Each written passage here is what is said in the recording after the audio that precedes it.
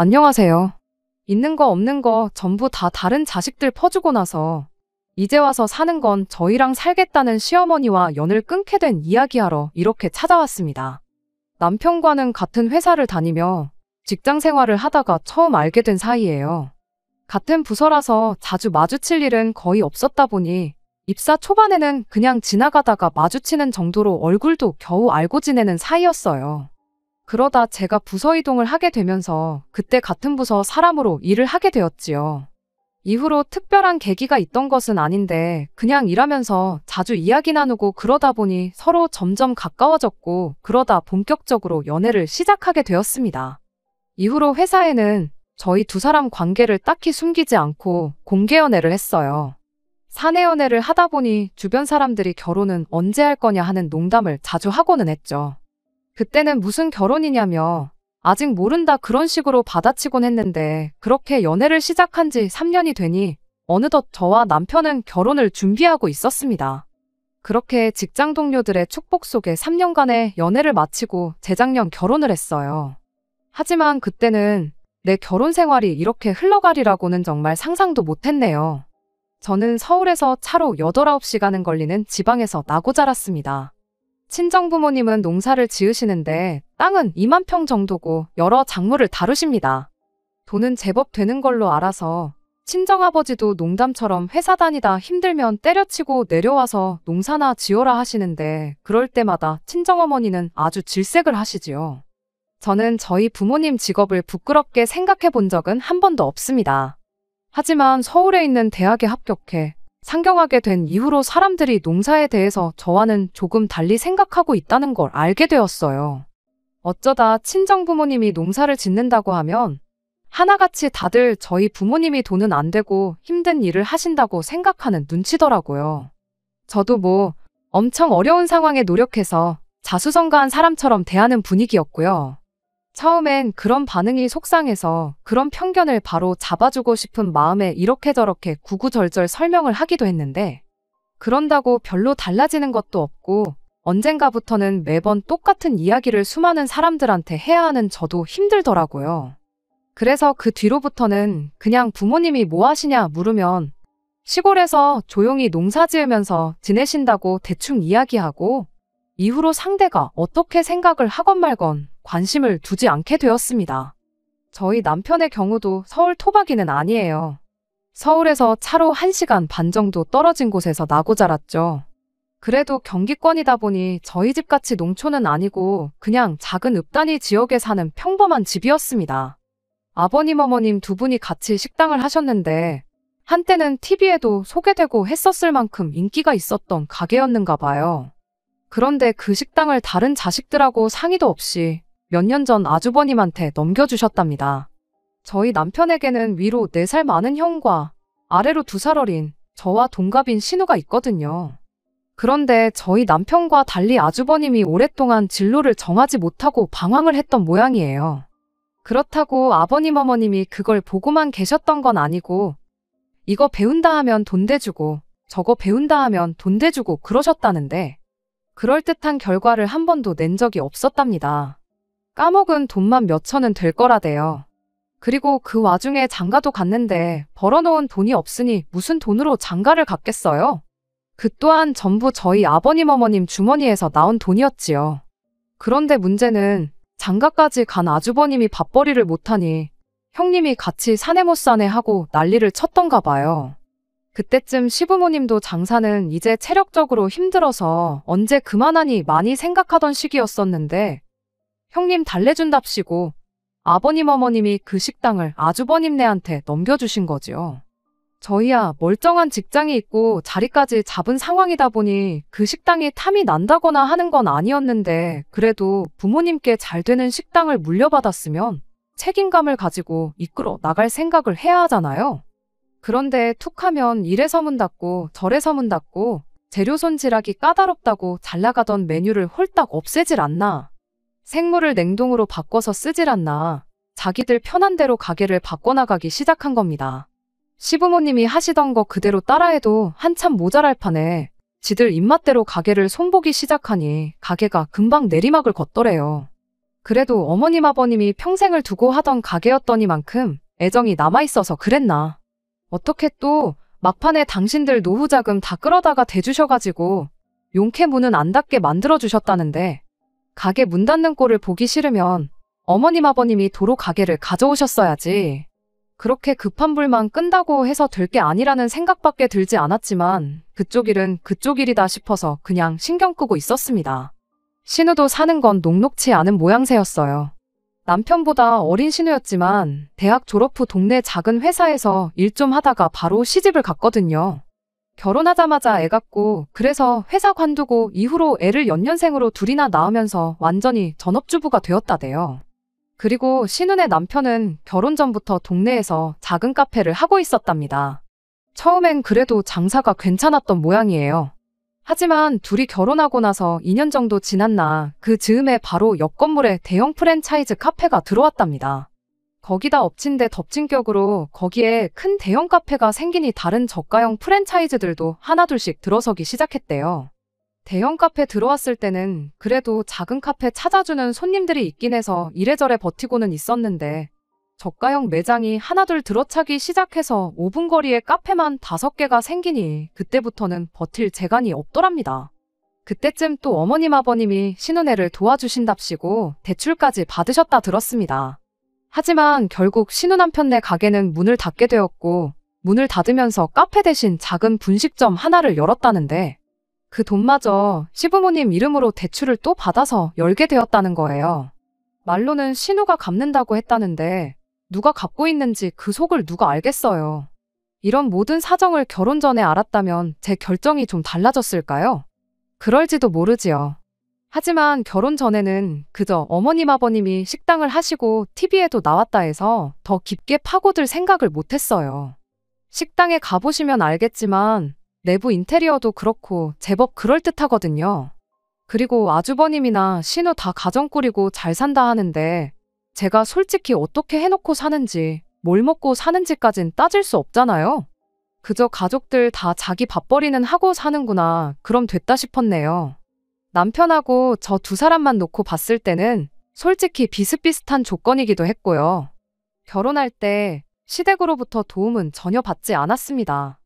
지금에서야 생각해보면 남편이 먼저 성인들이 결혼하는 건데 부모님 도움을 받는 건 아닌 것 같다. 반반이 어떻고 저떻고 한 게 다 제 앞에서 쇼한 건가 싶기도 해요.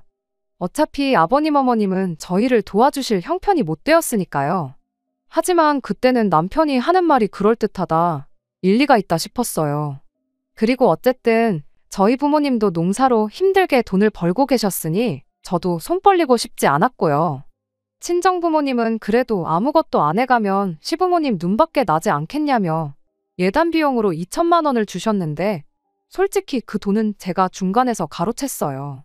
가로챘다기보단 원래는 결혼 준비로 바빠서 신혼여행을 다녀온 뒤 친정부모님하고 다 같이 모이는 자리를 만들어서 전해드릴 생각이었거든요. 어쨌든 저희 부모님이 큰돈 쓰시는 건데 체면 좀 살려드리고 싶었으니까요. 그런데 어머님이 그 복을 당신 발로 차시대요. 저희가 반반 결혼을 하는 걸로 이야기가 된 이후 결혼 준비 자체는 큰 문제 없이 진행되고 있었습니다.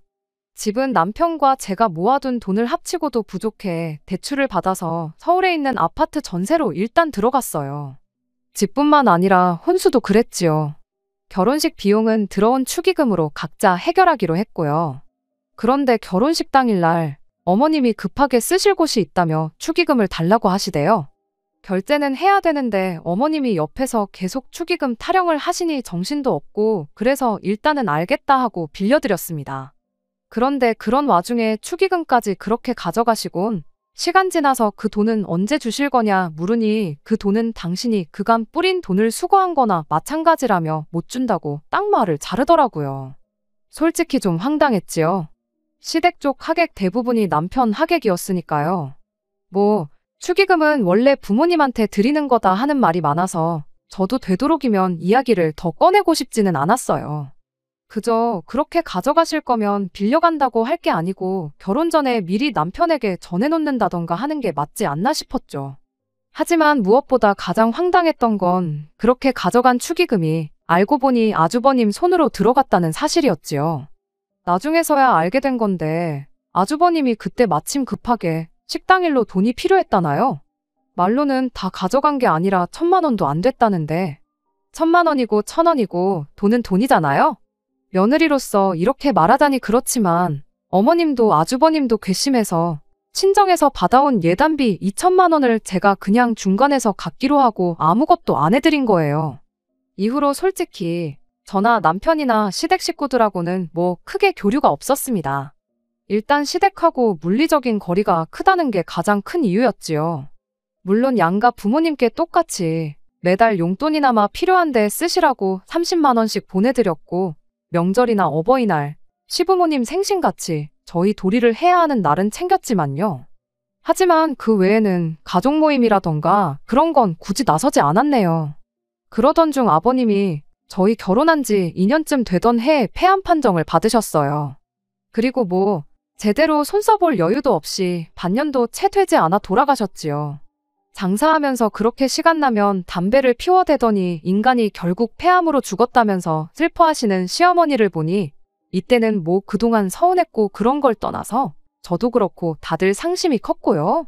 그런데 아버님 장례 치르고 나서 처리해야 할 일들이 어느 정도 마무리가 되었을 무렵 시어머니 주도로 다시 온 가족이 자리에 모이게 되었는데 그 자리에서 정말 어이없는 이야기를 듣게 되었습니다. 아버님이 돌아가시기 며칠 전 유언을 남기셨다는 겁니다. 아주버님네, 시누네, 어머님만 모여있는 자리였다나요? 저희는 그런 모임이 있는 줄도 몰랐고요. 그런데 아버님이 하셨다는 유언 내용이 가관이었습니다. 아버님이 어머님더러 당신 죽으면 꼭 둘째 아들네, 그러니까 저희 집으로 가라고 하셨다는 거예요. 그 이야기를 듣자마자 저도 모르게 저희 집이요? 저희 집엔 왜요? 하는 소리가 입에서 절로 튀어나왔어요.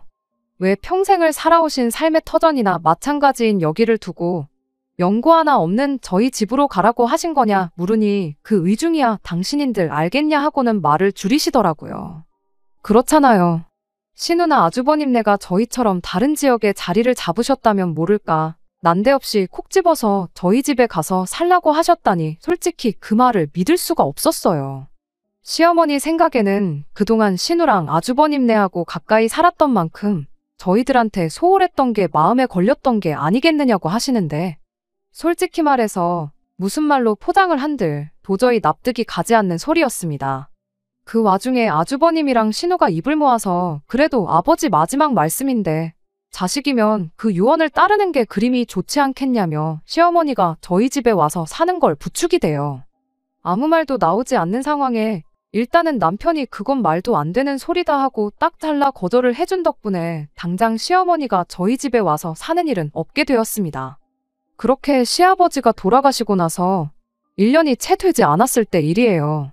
시어머니가 언젠가부터 마른 기침이 계속 나오고 속도 미식거리고 두통 때문에 죽겠다면서 툭하면 저희한테 전화를 해서는 그렇게 앓는 소리를 하기 시작했습니다. 아버님이 폐암 판정을 받기 직전에 딱 그런 증상을 보이셨다면서 아무래도 평생을 담배랑 붙어 산 인간 옆에서 지냈다 보니 간접흡연 때문에 당신한테도 무슨 이상이 생긴 거 아니겠느냐 하시는데 그 말을 들으니 또 신경을 안 쓸래야 안 쓸 수가 없었어요. 병원을 다녀와 보시라고 말해도 근처에 사는 두 자식들이 장사를 하는데 걔들이 워낙에 시간 내기 힘든 상황인 건 니들도 알지 않냐면서 은근슬쩍 아주버님하고 신우랑 같이 병원 다녀오기 싫다는 식으로 말을 하시더군요. 병원에 꼭 누구랑 같이 가야 하는 건 아니지 않느냐 물어도 무슨 진단이 나올 줄도 모르는데 혼자 가기 무섭다고만 하시고요. 그 와중에 또 이쪽에 있는 병원보다야 서울에 있는 병원이 훨씬 더 정확하고 잘하지 않겠냐면서 굳이 저희랑 같이 병원을 가고 싶다는 식으로 계속 이야기를 꺼내시는데 저야 시어머니니까 그냥 모른 척 넘길 수 있다고 쳐도 아버지 돌아가신 지가 1년도 되지 않는 남편한테는 아프다고 앓는 소리 하는 어머니를 그냥 두고 볼 수도 없는 노릇이었겠지요. 결국 남편하고 상의한 끝에 일단 어머님 보고 올라오시라고 하자 그리고 같이 병원에 모시고 가자 했어요. 병원에서 진단받기 전까진 왜 이렇게 몸이 안 좋으신지 알 수도 없는 노릇이기도 하고 결과가 좋으면 아프다는 이야기는 이제 그만하시겠지 하는 생각이었어요. 게다가 저희가 일하는 회사가 유명한 병원이랑 연계도 잘 되어 있어서 병원에 모시고 가는 게 번거로울지언정 어려운 일은 아니었거든요. 그렇게 시어머니가 혼자서 서울에 올라오시게 되었어요. 저희 집에서 하루 주무시고 아침 일찍 병원 가서 검사를 받기로 되어 있었는데 하루 주무시고 가실 분 치고는 짐을 많이도 싸우셨더라고요. 며칠이 아니라 몇 주는 계실 사람처럼 말이죠. 남편이 은근슬쩍 검사받고 어디 뭐 여행이라도 가시느냐고 떠보듯 물어봤는데 시어머니가 도끼눈을 하더니 아픈 사람을 그럼 검사받자마자 집으로 돌려보낼 생각이냐며 한 소리 하시더군요. 그러더니 기어이 검사받고 결과 나올 때까지 저희 집에 계시겠다는 소리를 하시대요. 결과가 안 좋으면 또 병원에 가야 하지 않겠냐고. 혼자 기차 타고 오며 가며 하는 것도 못할 짓이라고 하면서 뭐라 하시는 와중에 남편이 그럼 검사받고 나서 차로 모셔다 드리겠다고 대답을 했어요. 결과 나오면 또 저희가 차로 모시러 가겠다고 그렇게 말을 했죠. 그랬더니 시어머니가 잠깐 아무 말도 없으시다가 그럴 필요 없다고 이미 여기서 며칠 지내다 갈 생각으로 짐도 싸온 거니 기어이 저희 집에 머물다 가시겠다고 그렇게 선언을 하셨습니다. 저 고집을 누가 꺾나 싶었고 검사 결과 나오는 거 짧으면 일주일이고 길어봐야 열흘 남짓일 테니 그러시라고 했죠. 다행히 결과는 생각보다 빨리 나왔어요. 그리고 더 다행이었던 건 검사 결과가 너무나도 좋았다는 겁니다. 걱정할 게 하나도 없을 정도로 말이에요. 수치도 전부 정상이고 심지어 몇몇 항목은 동년배분들하고 비교해봤을 때 정상이다 못해 훨씬 좋은 수치였어요. 그 정도 결과면 기뻐해야 마땅한 거 아닌가 싶었는데 시어머니는 병원이 돌팔이가 아니냐면서 다른 병원에서 검사를 다시 받아봐야겠다고 우기기 시작했습니다. 온몸이 아프고 좋은 곳이 하나도 없는데 이 결과가 말이나 되냐시면서요. 그렇게 하고 싶으시다는데 원하는 대로 다른 병원도 알아봐 드리겠다고 했어요. 다만 예약하고 그러는데 시간이 걸리니 일단은 집에 내려가 계시라고 했죠. 차로 모셔다 드릴 테니 걱정 마시라고 그렇게 한마디 했는데 시어머니는 정말 말 그대로 바닥에 대자로 누우셔가지고는 집에 안 가겠다고 어린애처럼 땡깡을 부리기 시작했어요. 집에 혼자 있으면 너무 외롭고 쓸쓸하시다고 없는 병도 생길 지경이라면서 가기 싫으시다네요. 저희 집에 며칠만 더 있게 해달라고 말 그대로 떼를 쓰시더라니까요. 아버님 떠나시고 얼마나 외로우시면 저러시나 싶어서 매몰차게 할 수가 없더라고요. 다른 것보다 이러지도 저러지도 못하고 있는 남편을 보고 있자니 안쓰러워서 그래서 일단 며칠 더 계시라 했어요. 이땐 남편도 무척 저에게 미안해했고요. 그런데 어머님이 계시니까 신경 써야 할 게 한두 개가 아니더군요. 먹는 것부터가 문제였지요. 저나 남편은 아침엔 입맛도 없고 해서 커피 한 잔만 마시고 점심은 회사에서 먹고 저녁도 보통 만나서 밖에서 먹고 들어오거나 그랬거든요. 그런데 어머님이 집에 계시니까 저희 원래 지내던 방식으로 지낼 수가 없어서 어쩔 수 없이 반찬을 하기 시작했어요. 사정을 들으신 친정어머니가도 좀 보내주셨고요. 맞벌이하는 와중에 반찬하는 것도 힘들고 친정어머니께도 죄송하고 반찬을 사다 먹는 것도 생각해봤는데 어머님께서 음식에 좀 예민하셔서 바깥 음식은 안 좋아하시거든요. 당신이 해드시면 좋겠는데 알아서 해드시면 모를까 며느리 입장에서 당신 손으로 만들어 드시라 할 수도 없고 여러 가지로 어려운 상황이었네요. 결국 지인의 도움으로 또 다른 병원을 예약하게 되었어요. 검사 후 결과 나오는 데까지 또 열흘이 걸렸고 여기 오셔서 잘 먹고 잘 드셔서 그런 건지는 모르겠는데 미약한 차이이긴 하지만 오히려 결과가 먼저 받은 결과보다도 훨씬 더 좋았습니다. 이젠 진짜로 집에 모셔다 드리겠다고 했는데 시어머니는 끝까지 집에 갈 생각은 안 하시고 하루만 더 있겠다. 이젠 진짜 하루만 더 있겠다 하시면서 그렇게 2달을 더 버티셨어요. 그때쯤부터는 저도 이러다간 진짜 모시고 살게 되겠다 싶어 아무 말도 하지 않을 수가 없더라고요. 그러다 결국 기어코 저를 폭발하게 만든 사건이 하나 일어났어요. 사건이 있기 며칠 전 제가 친정어머니께 더는 음식을 보내지 마시라 했어요. 먹고 싶으면 제가 이야기를 할 테니 괜히 밑반찬해서 보내지 마시라고요. 처음에야 어머님 드시는 게 신경 쓰여서 어쩔 수 없이 친정어머니 도움도 받았지만 한 달이 넘어갈 때부턴 어머님 때문에 친정어머니 고생시키는 게 말이 되나 싶었거든요. 그리고 그러나 중에 어머님이 언젠가부터 친정어머니가 보내주시는 반찬을 가지고 투정을 하시대요. 너희 어머니는 맨날 똑같은 거밖에 못하냐면서. 그런 소리 듣고 좋다 할 며느리가 세상 천지 어디 있겠어요? 그래서 친정어머니한테 더는 보내지 마시라 한 거예요. 그런데 제가 이야기하고 얼마 지나지 않아 친정어머니가 또다시 기어이 김치부터 시작해서 음식을 한가득해서 보내주셨더라고요. 그리고 선물 들어온 거라며 보리굴비에 한우에 직접 농사 지으신 나물에 이것저것 잔뜩 챙겨서요. 택배가 금요일 낮에 도착했다고 연락이 왔고 냉장고에 넣어야 할 것도 있었으니 어머님더러 받아서 냉장고에 좀 넣어달라 했습니다. 지난번엔 홧김에 이제 보내지 마시라 했지만 또 막상 친정어머니가 보내주신 반찬이 냉장고에서 저를 기다리고 있을 걸 생각하니 빨리 퇴근해서 밥 먹고 싶단 생각밖에 안 들대요. 그렇게 들뜬 마음으로 집에 돌아왔습니다. 집에 도착하니 어머님은 TV를 보고 계셨고 집은 어느 때와 마찬가지로 엉망이었어요. 치사하게 들릴지 모르겠지만 저희 어머님은 저희 집에 계시는 동안 솔직히 말해서 청소기 한 번 돌려주신 적 없고 남편 양말 한 짝 개어주신 적 없습니다. 아무튼 배도 고프고 허기가 졌지만 청소부터 해놓고 먹자 싶어서 불이 나게 집 정리를 시작했어요. 어머님은 점심에 뭘 드신 건지 설거지도 평소보다 많이 쌓여 있었고 그래도 이래저래 정리가 끝나갈 때쯤 남편도 퇴근을 해서 집에 들어오대요. 그렇게 이제 저녁상을 차리려고 냉장고를 열었습니다. 그런데 친정어머니가 말씀하신 것과 달리 반찬들이 몇 개 없더라고요. 심지어 뚜껑을 여니 반밖에 안 찬 것도 있었고요.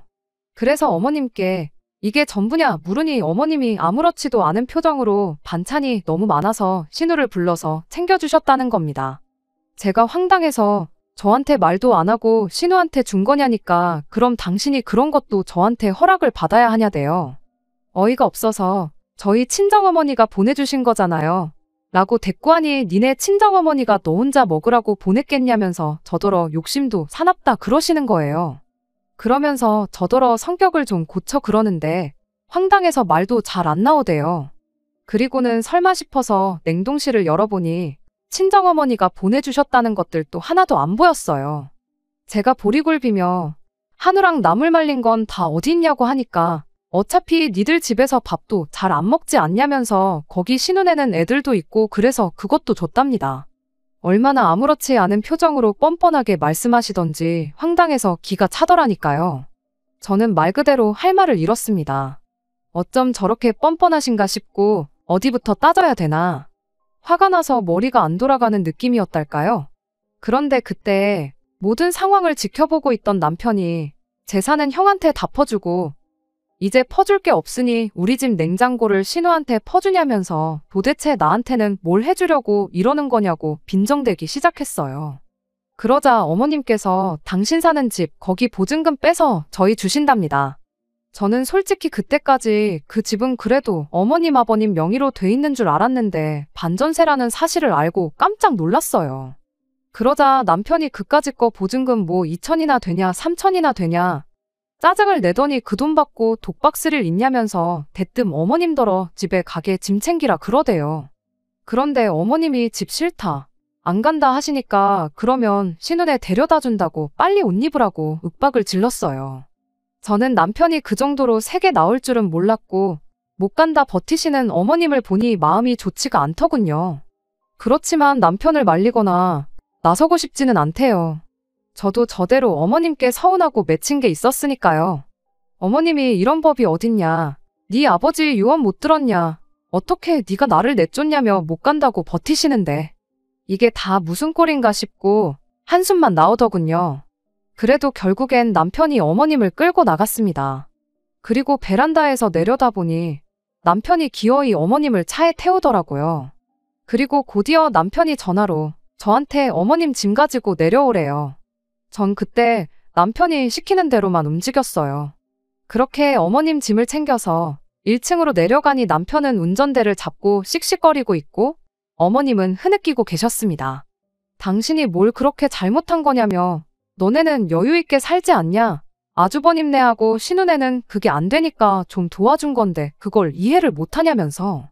하지만 제가 보아하니 반찬을 준 게 문제가 아니라 그간 남편 가슴에 맺힌 게 있던 게 그렇게 터져나온 게 아닌가 싶어요.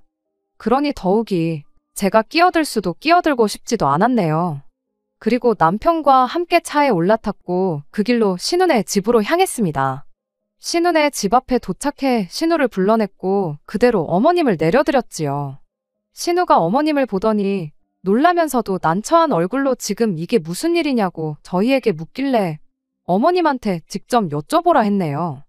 그러니까 신우가 대뜸 지금 반찬 몇 개 가져가서 이러는 거냐며 신경질을 내는 게 아니겠어요?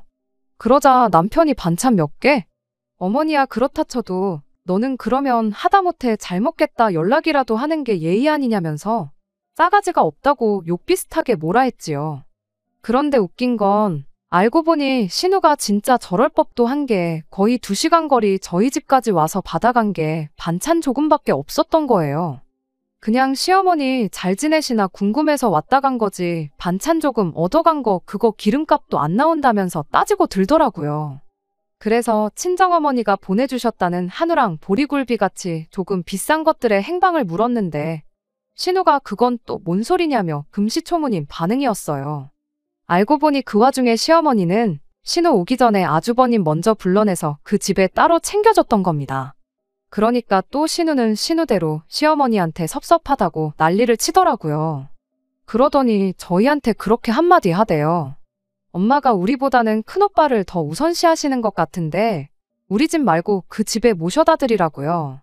그러면서 시아버지가 돌아가실 때 남기고 간 유언 그거 다 뻥이라고. 그런 말 하셨던 적 없다는 사실을 저희한테 말해왔어요. 큰오빠네나 자기 집이나 모실 형편도 안 되고 엄마가 우리한테 더 해줄 수 있는 것도 없는 것 같고 그래서 자기랑 아주버님이 둘이 짜고 그렇게 말했던 거라네요. 시어머니는 시어머니대로 형편 어려운 두 자식보다 저희 집에 들어가는 게 더 낫겠다 싶어서 대놓고 고려장을 시도하는 두 자식들 뜻에 따라 저희 집으로 가기로 정했던 거라고요. 이미 이야기 다 끝난 거나 마찬가지인 상황인데 신우랑 더 실갱이할 게 뭐 있나 싶었어요. 신우의 자백이 반찬값 정도는 하는 것 같아서 신우한테 다른 건 더 따져묻지 않고 그 길로 저희는 차를 돌려 아주버님 가게로 향했습니다.